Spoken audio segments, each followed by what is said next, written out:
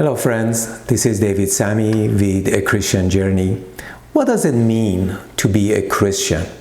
And what should be the main pursuit in our Christian life?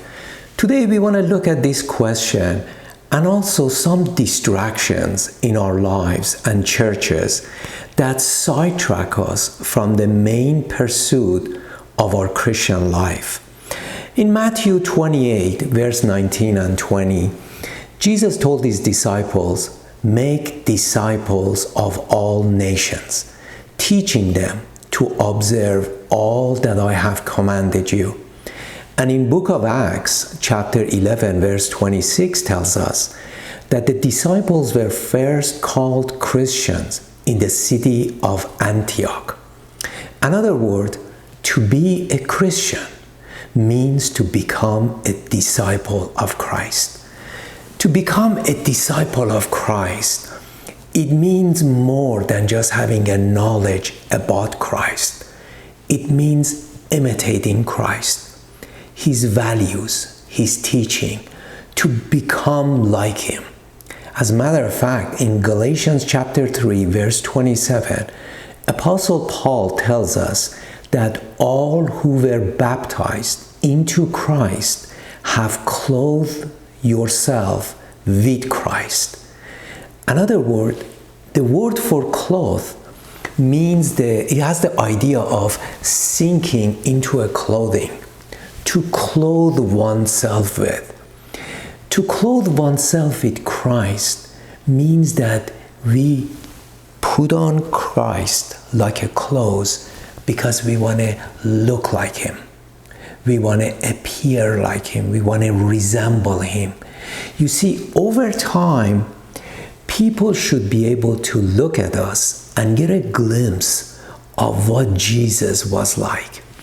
This should be the main focus of our Christian walk, our personal transformation, from where we started from, to be on a journey of obeying Christ until gradually that path would lead us to become more and more Christ-like.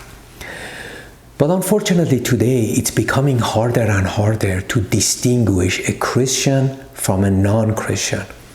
We conduct ourselves in a very like manner as the unbelievers. Our lives resemble the unbelievers. Our marriages, our kids, the way we conduct ourselves at work, it is not much different than what we see around us in the lives of unbelievers. And we reap the same consequences as them. Maybe our problem is that we are not being pointed to obey Christ's commands and to become like him. We are distracted in our Christian walk by other pursuits that in of themselves are not bad or wrong, but sometimes it's the good things of life that become the enemy of the best things of life. And these distractions that we're going to discuss, even though in of themselves are fine, as long as we don't lose sight of what is important, what is the priority, that these distractions do not pull us away from becoming like Christ. At least in America, I can think of 4 pursuits in our churches or in our lives that pull us away from the goal of personal transformation. Maybe you can think of other pursuits and let me know in the comment below what are your thoughts in regard to us being distracted from personal sanctification. The number one distraction that I think is permeating in the evangelical community is the politicalization of our Christianity. You see, in the early 80s, some Christian leaders, they look at our culture and our society and they decided that we Christians need to be more involved in the political arena. And the logic being that if we don't get involved, we are going to lose the country to the people who are ungodly and have ungodly agendas and values. So we became more and more involved in the political arena. We began to listen to conservative outlets and talk show, and we saw the emergence of conservative TV stations, radio station, and political activists. But something that I think happened to us as we began to become more political, gradually that became our passion. That became something that took away our focus from becoming more like Christ. And gradually, again, this is my opinion, I think the political party was able to persuade us by their outlets to gradually embrace their values, their agendas, their way of looking at things. Like for most of us today in America, if you talk to most evangelical Christian, our views are very similar in regard to culture, in regard to events of the world and in society, because most of us, we listen to the same outlet. And these outlets are shaping our views of the world. We are beginning to see the world through their prism, through their lens, not the Bible. And I am convinced that the culture and our outlets and the people that we listen to are influencing us more than the Bible. You see, it's fine and good if we be politically active, as long as it doesn't become the passion of our lives. Some of us can do better than others. Some of us can be involved, some of us can listen to all these outlets, but yet keep the balance in their lives and not lose focus of what is important.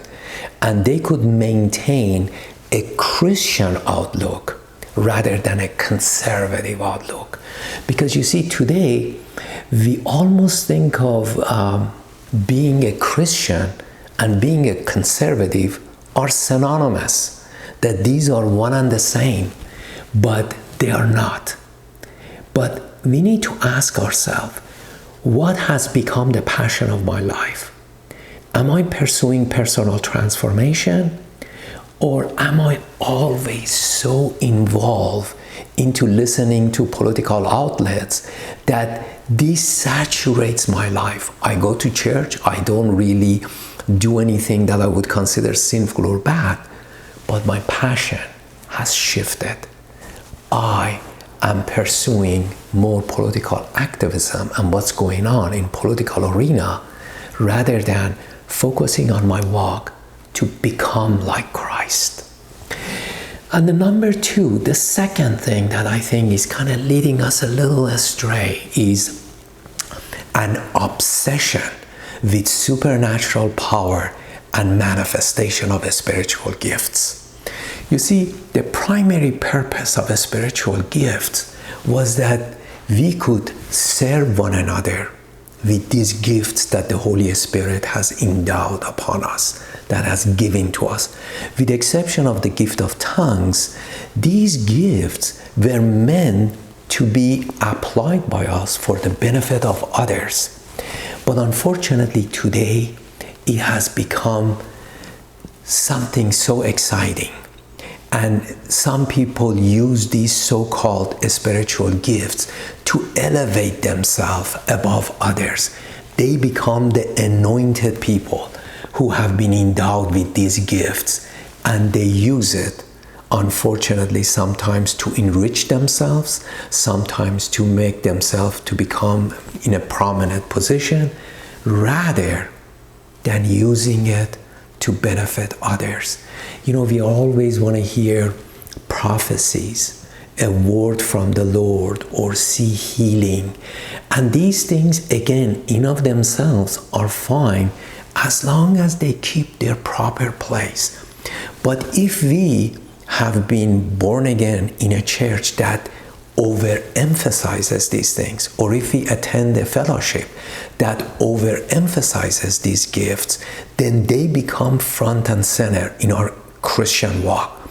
We think this is very sad, that all we want to see is one supernatural event after another, and we think that that's how the Lord moves, that's how God works. But what about our character? What about who we are becoming? Can other people see Christ in us? Or all we are wrapped up with, what is the latest word from the Lord?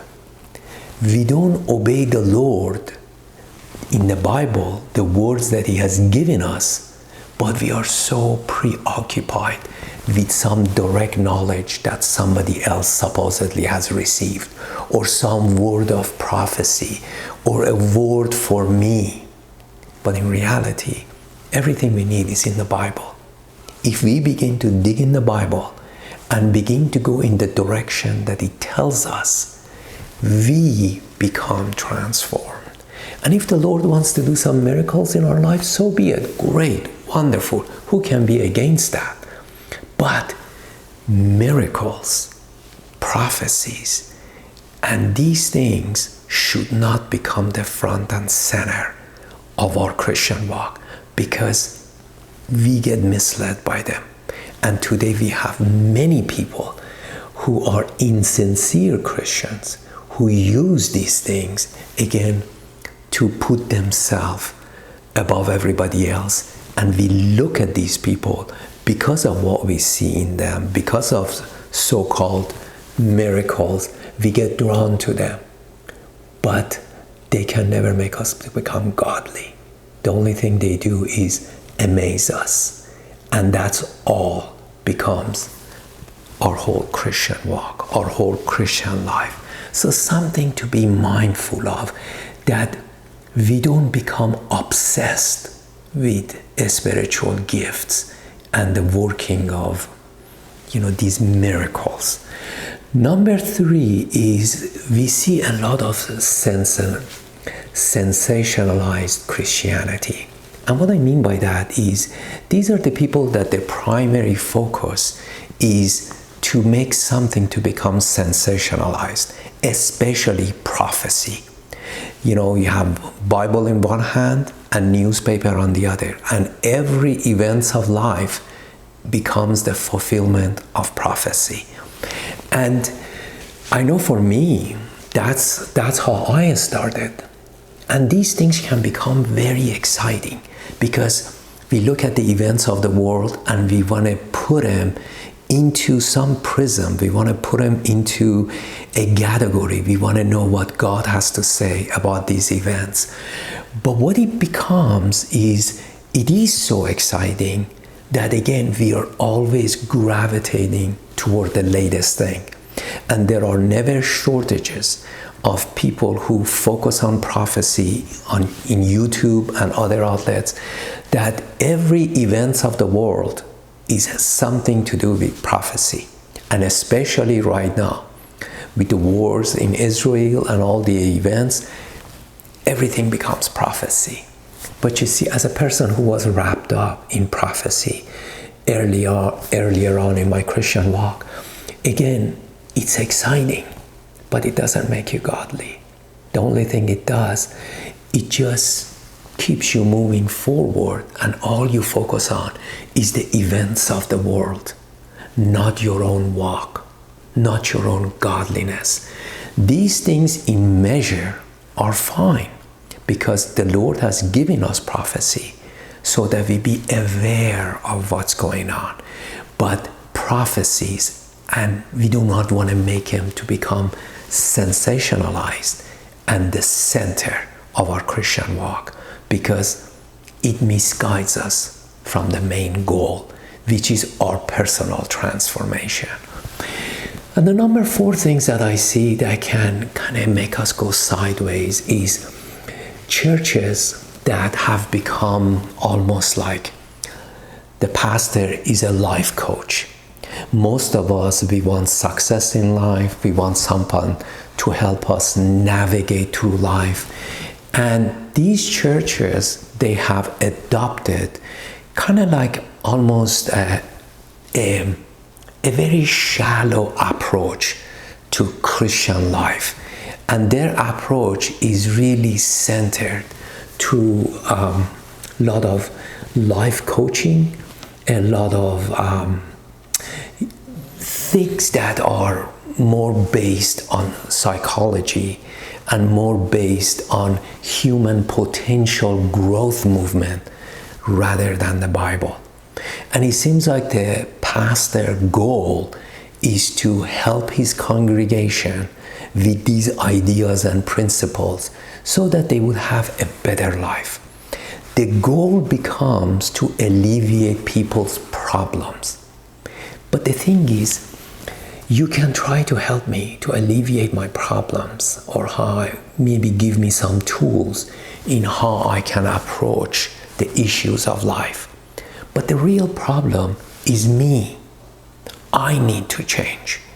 But you see, if we make godliness the goal of our life, as we begin to change, a lot of our issues would fall off of us. A lot of our issues will go away because we have become someone different, someone that does the right thing. And as a result, our relationship changes, our marriages changes. We become the right kind of person. And success in life really depends on what kind of person you become. It is an accumulation of things. It isn't to be able to have growth in a way of financial gain. You see, we need to define success differently than secular people. A secular person may look at the people around them that are doing well in their career. They seem to have accumulated earthly possession. And we look at these people and we admire them for what they have achieved. But we never ask the question, who did they become? Are they right kind of person? Are they good people? What are they like when they are at home behind closed doors? But you see, when we go down this road, we're going to usually end up with a pastor that eventually gets burned out because you keep wanting to help people to focus on their issues. But if you help them to discover how to become godly and how to obey Christ, a lot of things will take care of themselves. But unfortunately, I think we have a misunderstanding of how to obey God. We think it's difficult. So as a result, we don't focus on it. We don't point that out to people that you want to obey Christ because we think it's difficult. And there are different approaches to how to obey God.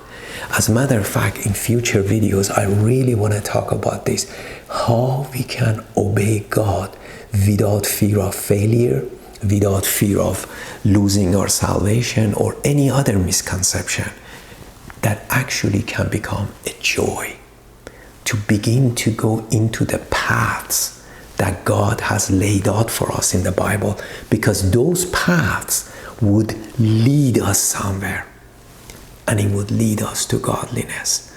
But if we never begin our journey, if we never begin to go on those paths, and we substitute godliness with all of these other things, again, we ultimately never really grow to where we need to be.